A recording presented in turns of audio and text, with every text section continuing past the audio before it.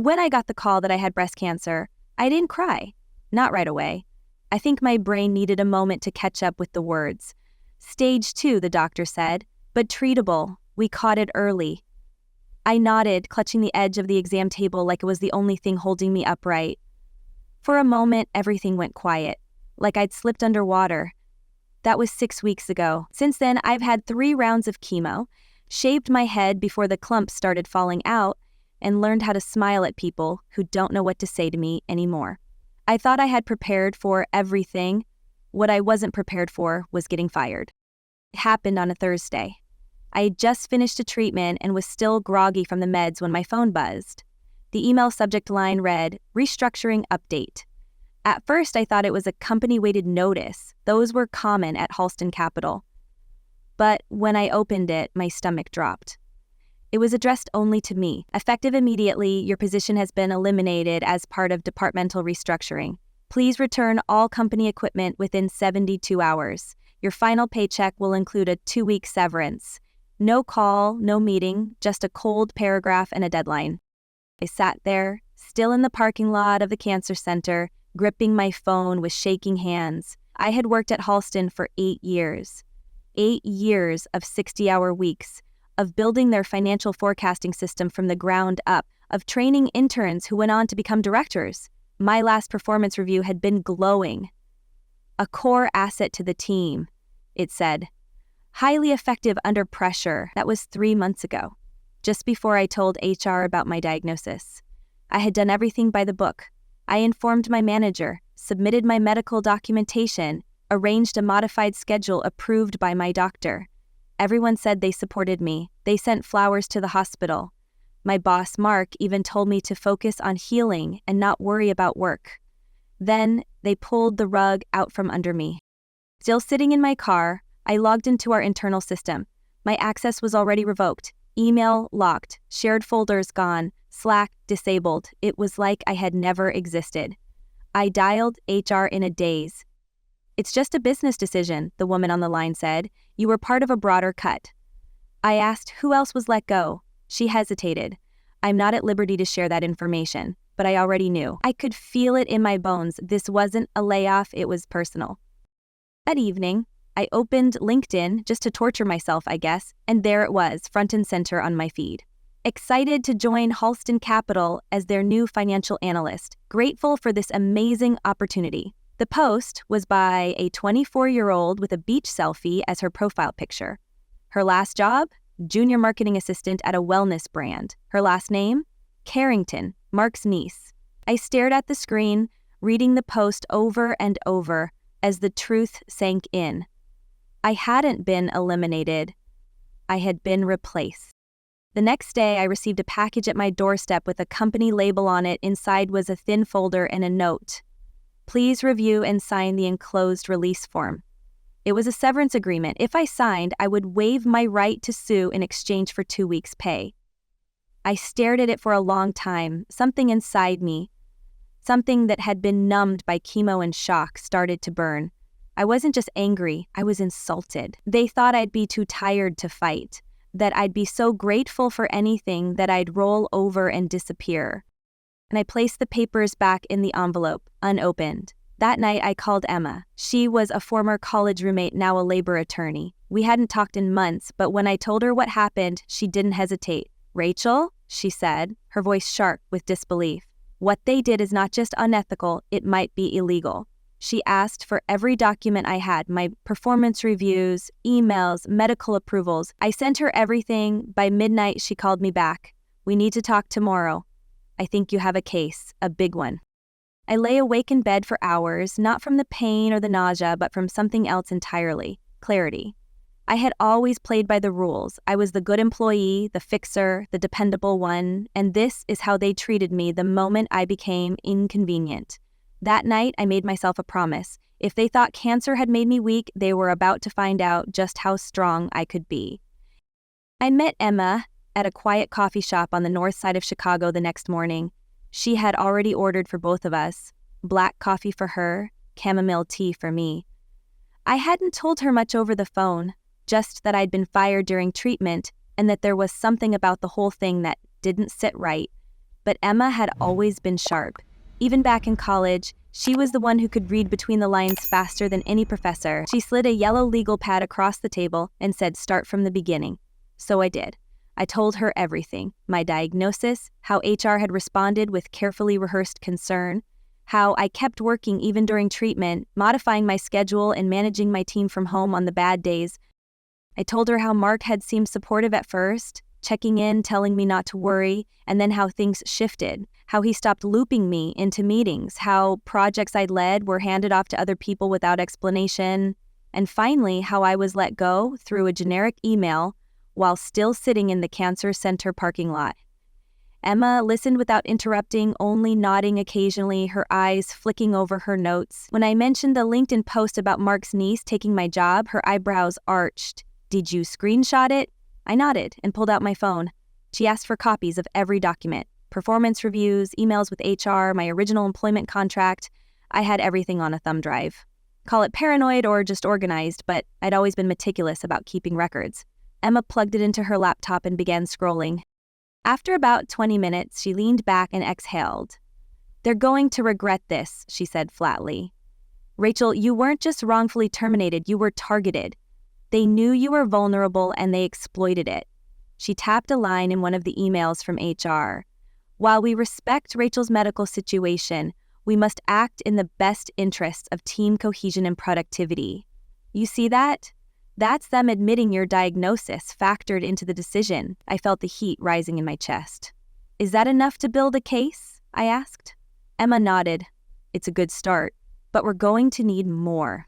She explained that wrongful termination on the basis of a medical condition is illegal under the Americans with Disabilities Act, and if they replaced me with a less qualified relative of the CEO, we might also be looking at nepotism and discrimination. But the real kicker, she said, will be your employment contract. If there's any language in it about medical protections or extended leave, we can use that to pin them to the wall. Later that week, I dug through a box of old HR paperwork in my closet and found what Emma was looking for. Section 14B of my contract outlined medical leave protections, specifically guaranteeing job security for up to 6 months in the case of a verified health crisis. I had been out for just under 4 weeks when they let me go. Emma nearly whooped when I showed it to her. "This clause alone could bury them," she said. Still, she was cautious. "Corporations like Halston have teams of lawyers. They're going to fight hard. They'll try to argue performance issues, restructuring, anything they can throw against the wall to make it stick. So we need airtight evidence." We decided to file a formal complaint with the EEOC first to lay the groundwork. Emma said it would likely take months, but it would give us leverage. In the meantime, we'd start gathering witness statements from former coworkers and build a paper trail. I reached out to a few colleagues I still trusted. Most were nervous. One of them, Priya, said, "Rachel, I'm so sorry for what happened to you, but I can't get involved. I need this job." I didn't blame her. Halston had a way of making people disappear quietly, and everyone knew that. But one person did call me back. Marissa, a former HR manager who had left the company 6 months earlier. She met me after work one day at a bookstore cafe and slid a manila envelope across the table. "You didn't get this from me," she said. Inside were internal emails between Mark and the executive team discussing succession planning for my role before I was even told my job was in danger. One message said, "Rachel's situation is unfortunate, but we need someone reliable during Q3 forecasting." Another read, "Can we fast-track Lily's onboarding? Her uncle says she's ready." Lily, the niece, the one with the inspirational quote and yoga emojis all over her LinkedIn. That night I lay in bed staring at the ceiling, the rage simmering beneath the exhaustion. I had given years of my life to that company. I had missed vacations, birthdays, even my own anniversary once because we were up against a deadline. I had stayed late when no one else did, and the moment I needed something from them, a little patience, a little decency, they tossed me out like I was nothing, not just because they didn't care, but because they thought I couldn't fight back. I was supposed to be weak, sick, distracted. That's what they were counting on, but they forgot one thing: I was still me. The woman who'd built their forecasting model, who could break down $1 million variance blindfolded. I didn't know how this would end, but I knew one thing for sure: I wasn't going away quietly. A week later, Emma called me. Her tone was measured, but I could tell she was holding back excitement. I've reviewed the internal communications Marissa gave us. Combined with your contract clause and the timing of the hire, this isn't just a civil case. This could turn into a discrimination claim with punitive damages. She paused. And Rachel, if we can prove intent, if we can show that they knowingly falsified performance issues or manipulated internal policy, we might be able to go after personal assets, not just company funds. I blinked.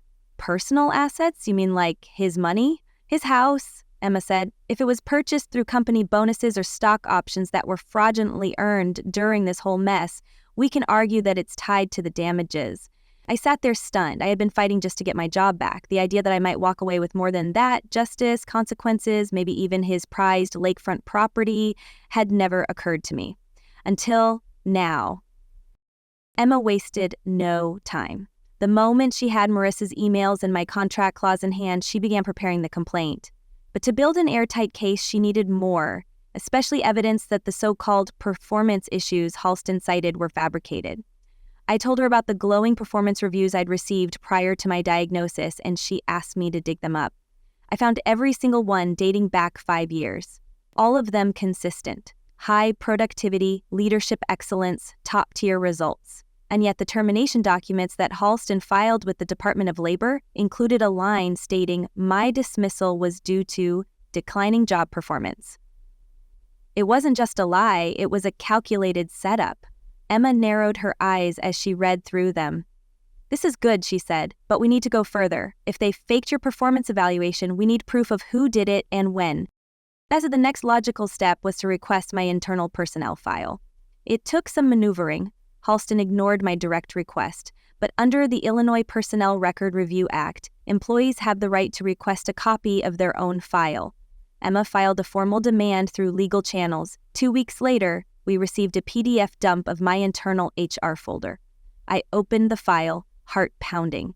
The most recent entry was dated just 10 days before my termination. It was an incident report stating that I had missed multiple project deadlines, submitted incomplete reports, and demonstrated emotional instability during team meetings. I felt physically ill reading it. None of it was true. There were no specifics, no dates, no project names, just vague accusations designed to paint a picture of someone falling apart. They were weaponizing my illness, twisting the side effects of chemo, fatigue, brain fog, physical weakness, into a narrative of incompetence. I took a breath and scrolled back to previous evaluations. They were all there, all glowing. The contrast was damning. Emma leaned over my shoulder and said, "Look at the metadata on this file." She clicked into the document's properties. Created by Andrews, modified May 14th, 9:17 a.m. May 14th was one day after I had sent my updated medical leave schedule. Mark Andrews, my boss, had edited the file himself. He knew exactly what he was doing, Emma said. He was trying to build a paper trail to justify firing you before HR could object. She told me that if we could show the timeline, that the negative evaluation was added only after I disclosed my illness, we could argue malicious intent. But there was more. One of the older documents in the file had been replaced. I recognized the file name immediately. It was a 2022 review I had saved a copy of myself. The original had said, "exceeds expectations" in every category. The version in the file now said, "meets expectations," and included a note about difficulty adapting to shifting priorities. Emma asked me to forward the original I had saved. When she compared the two side by side, she muttered, "They didn't even bother to change the file date. Idiots." That falsified review became the centerpiece of our case.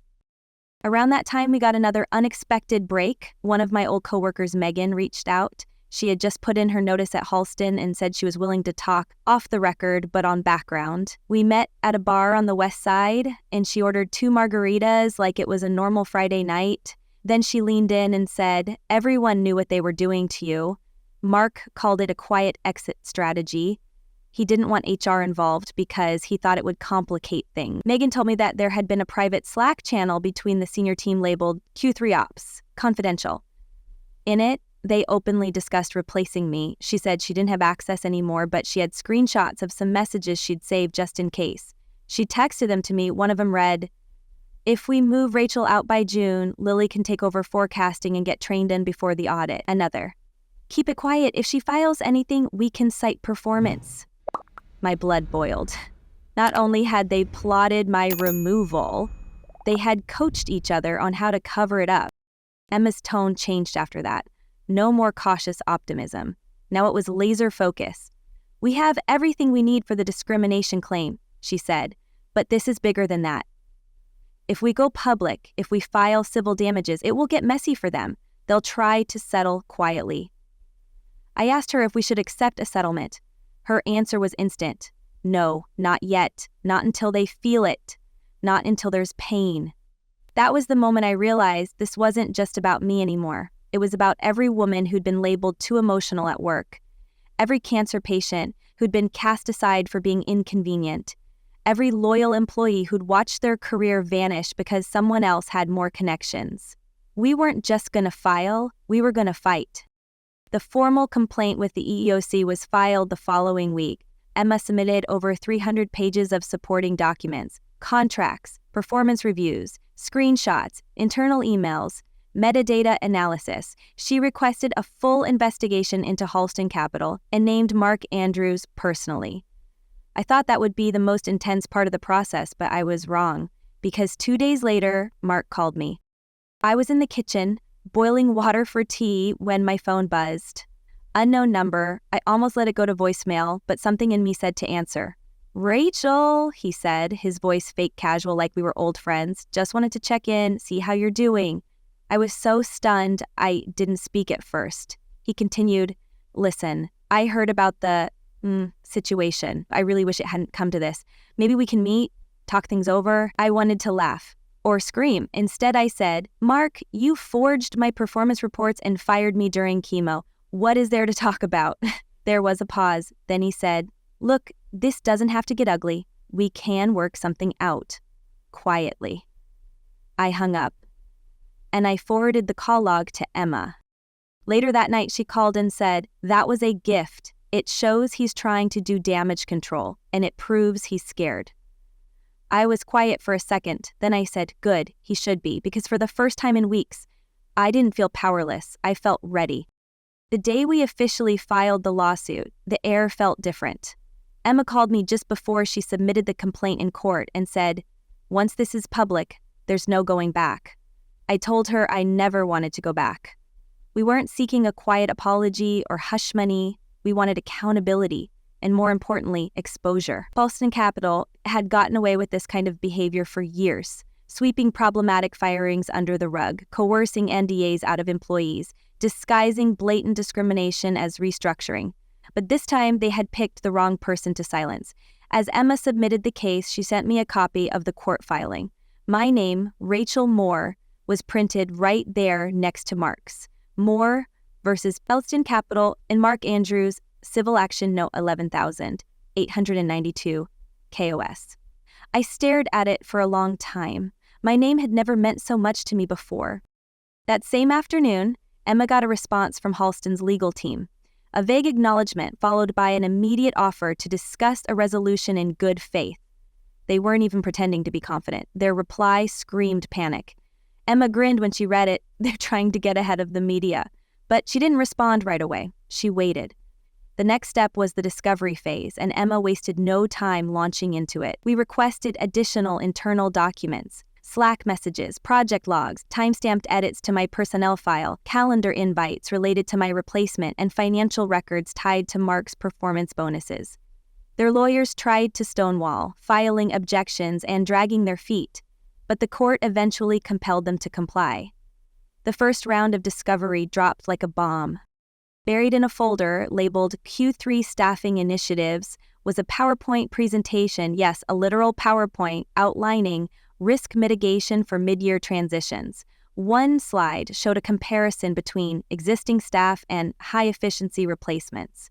My name was literally listed next to the phrase, "projected underperformance due to medical leave." There was a timeline detailing when Lily, Mark's niece, would assume my role, along with a training schedule beginning a week before I was fired. There was also a slide about messaging strategy, suggesting HR frame my termination as budgetary and based on evolving company priorities. I read it with a knot in my stomach, equal parts disgusted and vindicated. These weren't mistakes. This was a plan. Emma nearly fell out of her chair laughing when she saw it. They made a presentation, a literal slideshow on how to get rid of you. They might as well have filmed a documentary. But then she grew serious. This is gold. This will bury them in court, especially if we tie it to Mark's bonuses. I looked at her, confused. What do you mean? She explained that CEOs and senior executives at companies like Halston often receive performance-based incentives. If they can show cost-saving measures or staff optimization, their bonus pool increases. Emma suspected that Mark had fired me not just to make room for his niece, but also to pad his own paycheck. We subpoenaed compensation records. When they arrived, Emma's theory was confirmed. Mark had received a $240,000 0 cents performance bonus 2 weeks after I was terminated, tied directly to team efficiency improvements. His internal review cited successful restructuring and streamlining of mid-level management. He had literally profited off of firing me while I was fighting for my life. The rage I felt in that moment was sharp and clean. There was no sadness left, no confusion, no hope for redemption, only clarity. He had used me, exploited my illness for profit, and now we had the evidence. As the discovery phase continued, the media finally caught wind of the case. A local journalist reached out after seeing the court filing, and Emma gave me the green light to talk. I agreed to one interview. It aired on a Friday night. I sat down with a reporter and told my story, not just about getting fired, but about what it felt like to be discarded when I was at my weakest. I spoke plainly, calm. I didn't cry. I didn't scream. I let the facts do the talking. The piece went viral within 48 hours. Messages started pouring in. Other women, other cancer patients, people who had been let go for being inconvenient. The outpouring of support was overwhelming, and more than that, it added pressure to Halston's already cracking public image. The following week, Halston's board of directors released a vague statement about reviewing internal practices. Mark was noticeably absent from the quarterly earnings call. Rumors swirled that he'd been placed on administrative leave. Emma said it was all part of the unraveling. They're circling the wagons, trying to contain the damage, but it was too late. The story was out, and the evidence we had, emails, presentations, falsified reviews, bonus records, was irrefutable. Then came the real twist. We received a tip from an anonymous former employee. The email was short and unsigned, but it included a PDF titled Executive Finance Audit Confidential. In it were records suggesting that Mark had not only falsified my evaluations, but also inflated performance metrics company-wide to increase executive bonuses across the board. Emma forwarded the document to a forensic accountant who confirmed its authenticity. We had stumbled onto something bigger, corporate fraud. Emma filed an amendment to our lawsuit, now alleging not just wrongful termination and discrimination, but also fraudulent financial reporting. The court approved the expansion, and suddenly the stakes exploded. This wasn't just a civil matter anymore. Regulatory agencies got involved. The SEC requested documentation. Halston's stock dropped 8% in a single day. Through it all, I stayed quiet. I did my treatments. I showed up for depositions. I sat across the room from Mark in pretrial hearings and watched him try to pretend he wasn't unraveling. His face lost its smugness. His suit didn't look so sharp. He was no longer the confident executive who had dismissed me with a few keystrokes. He looked like a man trapped by the consequences of his own arrogance. Emma told me, "We were close, very close, to the point of no return. They'll make another settlement offer soon," she said, "probably something substantial. But I want you to remember, you don't owe them your silence, not now, not ever." I nodded. I knew what I wanted, not just compensation, not just accountability. I wanted consequences. I wanted a verdict. And if that meant taking this all the way to court, then so be it. But they wanted to break me instead. They built a version of me that would never back down again. The courtroom was colder than I expected, sterile and overly quiet, like even sound was afraid to make a mistake. I sat at the plaintiff's table in a charcoal suit, hair short and still growing back, my palms slick with sweat as I gripped a pen I hadn't even intended to use. Across the aisle, Mark sat, flanked by two lawyers, his jaw set in a rigid line that tried to look confident, but landed somewhere between forced and terrified. He didn't look at me once, not even when the judge entered. Maybe it was guilt, maybe it was shame, or maybe it was just arrogance, trying to stay alive a little longer. Emma leaned toward me just before things began and whispered, "We've got this, remember? No matter how smooth they talk, the facts are on our side." I nodded, but my heart was pounding so loudly I wasn't sure she could even hear me. Opening arguments began, and Halston's attorneys stuck to their script. They described a company making difficult strategic decisions during a tough fiscal quarter, painting me as an unfortunate casualty of necessary restructuring. They never once mentioned my diagnosis. It was clear their strategy was to erase my illness from the narrative entirely, to frame me as a mid-level manager who simply didn't fit the evolving structure of their agile financial operations. I sat there listening to them reduce 8 years of work, loyalty, and sacrifice into a footnote, my stomach churning with every syllable. Then it was Emma's turn. She stood slowly, deliberately, and when she began to speak, the tone in the room shifted. "Ladies and gentlemen of the court," she said, "this case is not about difficult decisions. It's not about restructuring. It's about a company and a man who chose to discard an employee the moment she became inconvenient. It's about discrimination, fraud, and betrayal." She laid it out piece by piece. The timing of my termination, the falsified documents, the internal emails plotting my replacement, the PowerPoint presentation that essentially confessed to the plan. When she projected the slide onto the courtroom monitor, showing my name next to projected underperformance due to medical leave, the room fell silent. No one moved, even the judge looked up. Over the next 2 days, witnesses were called. Megan testified first, confirming that Mark had referred to my departure as a quiet exit strategy and had coached managers on how to justify it if asked. Marissa, the former HR manager, backed her up, explaining how leadership bypassed protocol to fast-track Mark's niece into my role. She explained how concerns from HR were brushed aside and how she had been warned not to raise any obstacles during the transition. Emma entered into evidence my performance reviews, including the altered versions and the originals I had kept. She had a forensic analyst testify to the metadata changes, confirming they had been tampered with shortly after my medical documentation was submitted. Mark's defense team tried to push back. They painted me as disgruntled, overly emotional, even manipulative. At one point, one of the lawyers implied that I was weaponizing sympathy to win a case I didn't deserve. Emma stood so fast the court clerk flinched. "Your Honor," she said, "the defense has now made 2 references to my client's emotional state without relevance or evidence. I move to strike the statement and remind counsel that being a cancer patient is not a legal disqualification." The judge sustained her objection immediately. I didn't flinch. I'd learned by now that anger could be as steadying as fear if you focused it in the right direction. Then came Mark's turn to testify. He walked to the stand stiffly, tried to look composed, but the moment he started speaking, it was clear the mask had cracks. Under cross-examination, Emma calmly dismantled his narrative. She asked why he hadn't documented performance concerns until after I disclosed my illness. He stammered. She asked whether he had approved the PowerPoint with my name and medical leave listed as a risk factor. He claimed he hadn't seen my version. Emma pulled up an email showing he had edited it. "Is this your name on the version history, Mr. Andrews?" she asked. He hesitated, then said yes. It was like watching someone drown in slow motion. But the moment that changed everything came late on the 3rd day of trial. Emma queued up a recording we hadn't used yet. It was from a Zoom call, one that Mark hadn't known was recorded because another employee had taken notes and saved the file on their own device.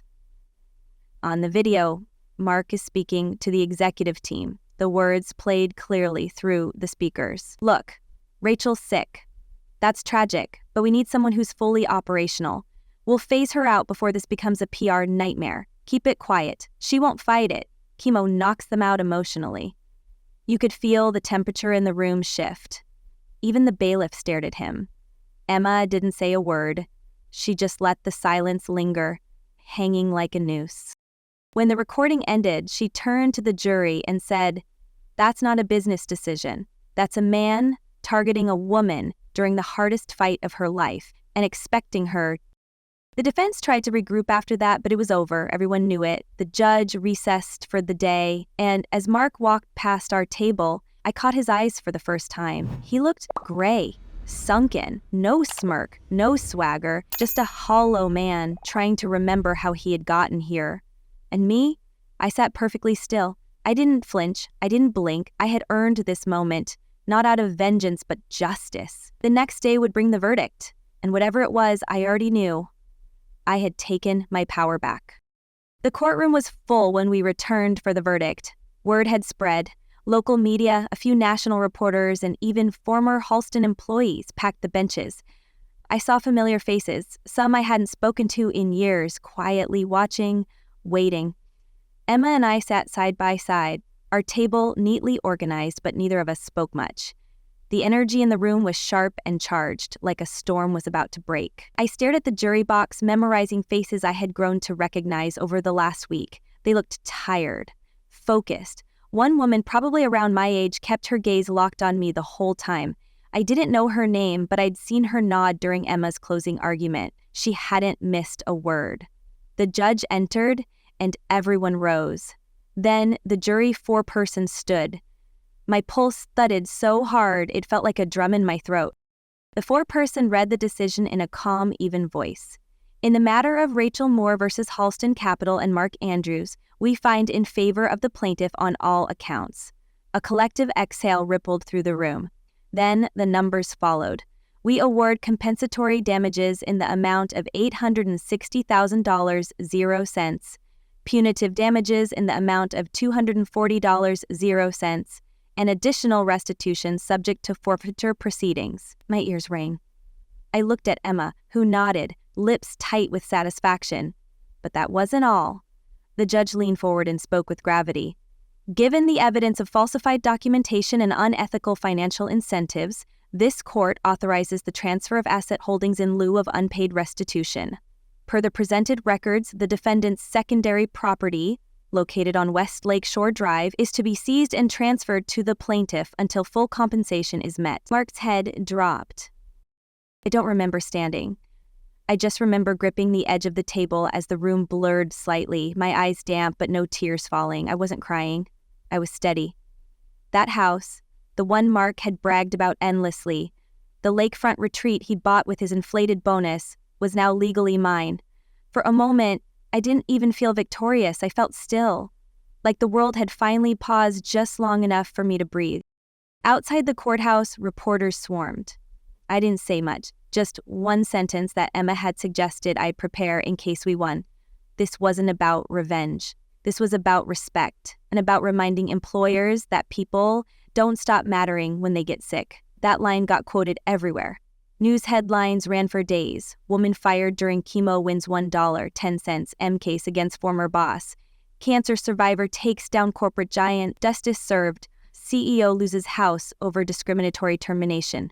Messages poured in from strangers across the country. Survivors, caregivers, people who had felt discarded, forgotten. They told me I had spoken for them, stood up when they couldn't. I didn't know what to say back except thank you. But behind the headlines, real consequences unraveled. Halston Capital stock took another hit. Their board launched a full internal review. Several executives quietly resigned over the following weeks. Mark was officially terminated and barred from any future leadership role in the company. The SEC launched an independent audit. Investors withdrew millions. It was a slow collapse, public, painful, and irreversible. I didn't enjoy watching them fall apart. But I didn't feel sorry either. They had built a machine designed to squeeze out anyone who didn't serve their immediate bottom line. And eventually, machines like that break. The house transfer took about a month to finalize. Emma handled most of it. I didn't even see it until the day I picked up the keys. West Lake Shore Drive was everything I had imagined. Tree-lined streets, clean sidewalks, the lake glinting in the afternoon light. The house itself was larger than I needed. Stone facade, modern windows. A deck with a view that made you stop mid-step. A real estate agent hired by the court handed me the key without ceremony. "Congratulations," she said with a weak smile. "Let us know if you'd like to list it." I didn't reply. I just walked inside. The air was cool, the walls bare, but there was an eerie sense of history in every step I took. This was the place Mark had bought with blood money, where he'd probably toasted his bonuses, his career, his ego. Now it was mine. Not because I wanted his house, but because it was justice. Because he had stolen my stability when I needed it most. And now the scales had shifted. I walked through each room, slowly. The kitchen gleamed with expensive marble. The living room had built-in speakers and blackout shades. Upstairs, the master suite faced the water. I opened the sliding door and stepped out onto the deck, breathing in air that tasted like peace. People asked me later if I planned to sell it. I said no, not yet. I wasn't sure why, but something about keeping it felt right. Not as a trophy, not as a monument to pain, but as proof that sometimes the system doesn't fail you. Sometimes when you scream loud enough, it listens. Emma and I talked about what would come next. I wasn't going back to the corporate world. I couldn't.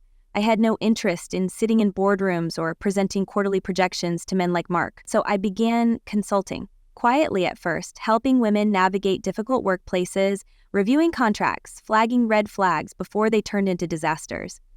Emma helped me launch a small foundation with part of the settlement money, a legal support fund for chronically ill employees facing discrimination. We called it the Rachel Clause. I didn't get everything back.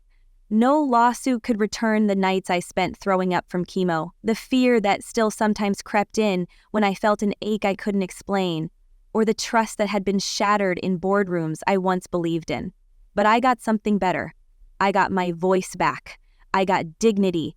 I got the satisfaction of watching a man who once believed he was untouchable lose the thing he valued most. Not just his house, not just his title, but his illusion of power. And as I stood on that deck, looking out over the lake, with the keys still warm in my palm, I felt a stillness I hadn't known in years. Not anger, not triumph, just peace. I had fought and I had won. I moved into the house quietly, without ceremony or announcement. No boxes piled high, no social media updates, no dramatic "I made it" declarations. I didn't need any of that. This wasn't about proving anything to anyone. It was about settling into something that I had earned not through luck or charity, but through every ounce of strength I'd managed to summon when I was supposed to be at my weakest. The first night I slept there, the silence was unfamiliar. The rooms were too big, the ceilings too high, and yet I felt more grounded than I had in years. No one could take this from me, not now, not ever again. Each morning I'd sit on the back deck with coffee, watching the sunlight ripple across the lake. There was something sacred about the stillness of water after chaos. For the first time in a long time, I had space to think without rushing to meet a deadline, without planning my words to avoid upsetting a boss, without scanning emails for some hidden threat. The quiet wasn't lonely. It was liberating. I thought about who I had been before all of this started. I'd been someone who believed hard work spoke for itself. Someone who thought loyalty was currency, that fairness was automatic if you simply followed the rules. But cancer and betrayal had peeled all that away, and beneath it was something sharper, steadier. Not jaded, but awake. People kept asking me if I was happy. That word always caught me off guard. Was I happy? I didn't know if that was the right word. I was whole. I was clear. I was no longer pretending that bad things only happen to those who deserve them, or that justice arrives on its own. I had walked through fire and I had come out holding the match. That meant something. And it changed everything. Sometimes, I still saw Mark's name in the news. Mentions in stories about corporate ethics, boardroom scandals, legal cautionary tales. He had become the example people whispered about in seminars and HR training sessions. I didn't follow it closely. I had no interest in watching him unravel further. I wasn't here to linger in his downfall. I had my own life to build. I decorated the house slowly. Each piece of furniture, each picture hung, was a declaration of ownership, not just of the space, but of my story. I left one wall blank in the living room, not out of indecision, but out of respect. For everything I'd lost, everything I'd fought through, and everything that still lay ahead. A blank wall, not as absence, but possibility. Emma and I stayed close. The foundation we started gained traction faster than either of us expected. The first month, we helped 2 women avoid illegal termination. By the 3rd month, we were funding legal consultations in 3 states. It wasn't about revenge, it was about building something better, using what had tried to break me to protect others. And every time I walked into a meeting, every time I answered an email from someone who whispered, "Thank you for fighting," I remembered what it had cost me and why it had been worth it. I never saw Halston Capital's building again, never stepped foot inside. I didn't need closure. I had something stronger than that, consequence. And consequence, when delivered through truth and persistence, is louder than any revenge fantasy could ever be. I didn't destroy them. They did that to themselves. I just refused to be quiet about it. One morning, nearly a year after the verdict, I noticed the for sale sign someone had left leaning against the front gate, the last remnant of what this house used to mean to someone else. I picked it up, ran my fingers along the edge, and then slid it into the garbage bin. This home wasn't on the market. Not anymore. This life, my life, wasn't up for negotiation. I had fought to reclaim it brick by brick, breath by breath, and now it was mine, all of it.